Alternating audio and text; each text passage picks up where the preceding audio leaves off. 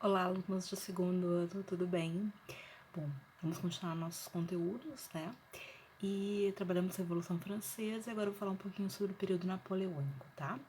Que é um período importante para a história do Brasil, como a gente vai ver logo mais, certo? Então, só relembrando, nós estávamos falando sobre a Revolução Francesa, então a Revolução Francesa oficialmente, né, é findada com o que a gente chama de golpe do 18 Brumário, que foi organizado pelo grupo, né, do chamado Diretório, que era o grupo então girondino, um grupo burguês que não estava conseguindo lidar com as tensões, as pressões externas e internas e precisava exatamente de uma figura que tivesse ressonância social, uma figura que tivesse importância, né, e competência na visão deles para levar então, né, a restaurar, digamos, a organização do Estado francês, né? E essa figura será então Napoleão Bonaparte, que é então um general militar muito respeitado, muito jovem, né? Então ele chega ao cargo de general ainda muito jovem, ele é um produto da Revolução,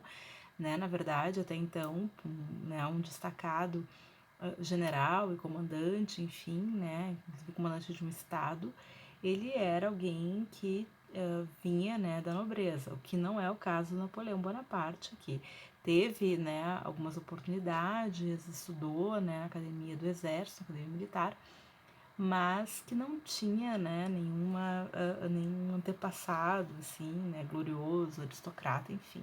Então, a Revolução Francesa permitiu que o Napoleão, que veio do nada, conseguisse galgar uma série de cargos e funções, né, e passou então, digamos assim, a gerir o exército, dado que ele tinha uma competência, né, e, no sentido de observar, de estratégia, de organização, enfim, né, do combate, muito destacado, né, e por isso então houve uma articulação e então é dado um golpe, um alto golpe praticamente, né? O diretório vai ser dissolvido, vai ser formado uma nova estrutura, uma nova instituição chamada consulado. Bom, então a partir desse momento nós iniciamos o que a gente chama de período napoleônico. Como eu falei para vocês, isso dentro da historiografia, a grande maioria dos historiadores trabalham nesse contexto. A Revolução Francesa acaba com o golpe do 18 Brumário, 1799. Para outros, o período napoleônico ainda está vinculado muito estreitamente à Revolução Francesa, tá? Não há algo assim completamente fechado, tá? Eu acho mais didático entender agora como este um outro momento. Já não é tipo a Revolução Francesa, né, na sua vertente burguesa, digamos assim, ela teve a sua conclusão com o golpe do Mário, no qual, a partir de agora, com o consulado, vão se estabelecer as bases, então, né, pós-revolução, certo? E o fato é que a burguesia apoia, né, sobremaneira o Napoleão e está desejosa de digamos assim, que as coisas se acalmem, afinal de contas, para lucrar, tu precisa de paz. Claro que as pessoas, tem muitas pessoas que lucram com a guerra, senão, inclusive, ela não aconteceria, né? Mas, para que os negócios e para que a França, que ainda estava num caminho extremamente incipiente, né? Inclusive, a Revolução Francesa acontece por isso, ela está muito atrás, numa perspectiva de revolução industrial, frente à Inglaterra, por exemplo, né? A França ainda está muito engatinhando, então ela precisa desse momento de calmaria, digamos assim. E o Napoleão Bonaparte se mostrava a pessoa indicada para poder fazer essa transição.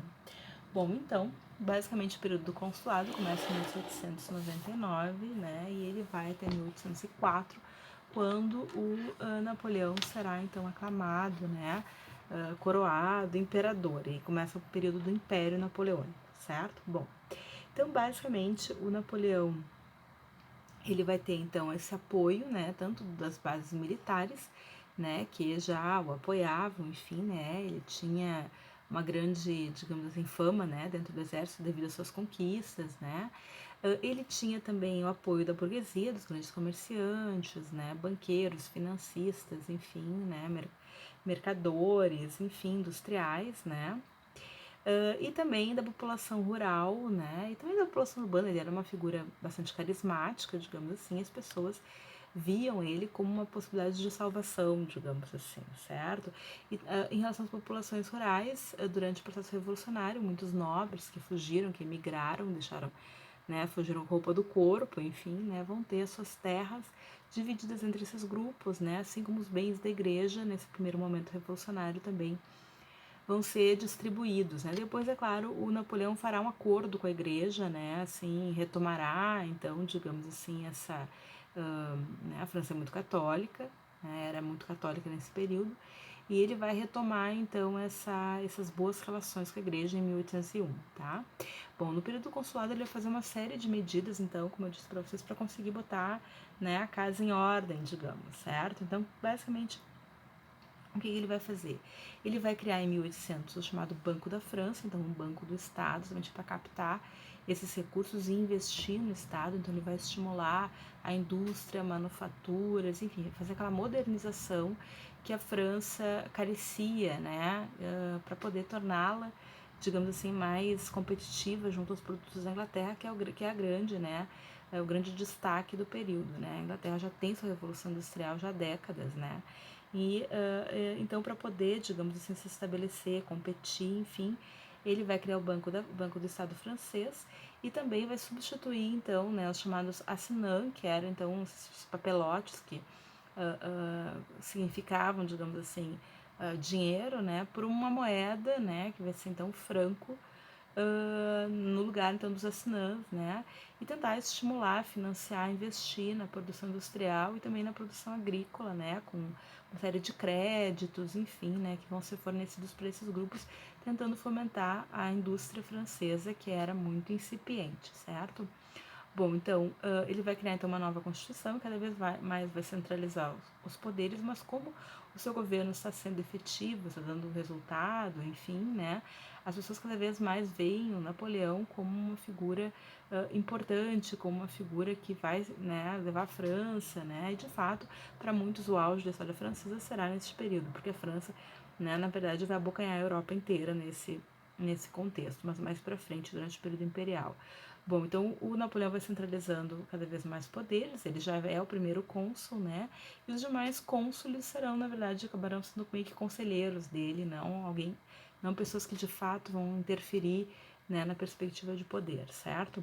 Bom, ele vai criar, então, em 1804, o chamado Código Civil Napoleônico, que é um documento bem importante, certo? Que vai organizar toda a parte legislativa francesa, que depois, né, durante o período imperial, quando Napoleão, então, irá dominar, né, todo o continente, esse código será aplicado em outros lugares e irá inspirar novas constituições nesses mesmos lugares, mesmo após o final do período napoleônico, certo? Bom, então basicamente ele é inspirado no direito romano, ele vai assegurar a igualdade de todos, ele vai estabelecer as perspectivas da burguesia, tá? Então vai consolidar as vitórias, as conquistas burguesas da Revolução Francesa, que é o quê? Igualdade de todos perante a lei, uma perspectiva de direito à propriedade, né? Esse é um ponto importante. Também vai sufocar algumas questões de trabalhadores, então vai proibir greves, vai proibir associações, né? Então uma série de também, né, de, digamos assim, de impor dificuldades às populações mais carentes, mais pobres, né? Bom, então basicamente as mulheres vão ficar excluídas disso tudo, a escravização que tinha sido abolida lá no período jacobino, ela vai retornar, né, assim, oficial, dentro do Código de Leis, ou seja, é legal no sentido de legítimo, né, legitimado, legalizado, não de algo legal, porque escravização, se tem uma coisa que não é legal, é escravização. Mas enfim, quero dizer que isso volta a estar dentro da legislação francesa, tá?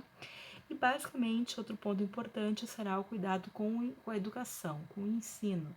Então, o Estado vai tomar isso para si, certo? Então, o ensino passa a ser responsabilidade do Estado, uma educação, né, digamos assim, de base mesmo, lá, fundamental. Então, vai ser criada uma série de colégios, que são chamados de liceus, né, que são internatos, enfim, no qual as pessoas vão poder, então, estudar.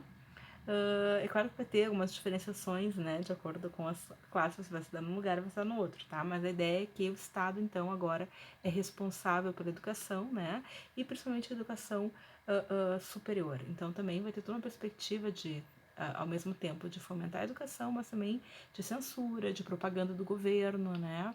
Napoleão sabe muito bem como essas questões de corações e mentes são fundamentais para o domínio da população, certo? Então, o ensino superior também vai ser bastante destacado, principalmente pelas escolas de direito, de política, de técnicas navais, certo? Em 1804, então a gente vai ter esse autogolpe, né? Então, Napoleão vai se colocar então como imperador e as pessoas, né, já que ele estava muito bem na foto, vão aprovar, né, e nós vamos iniciar então o período do Império Napoleônico, que vai durar até a queda de Napoleão em 1815.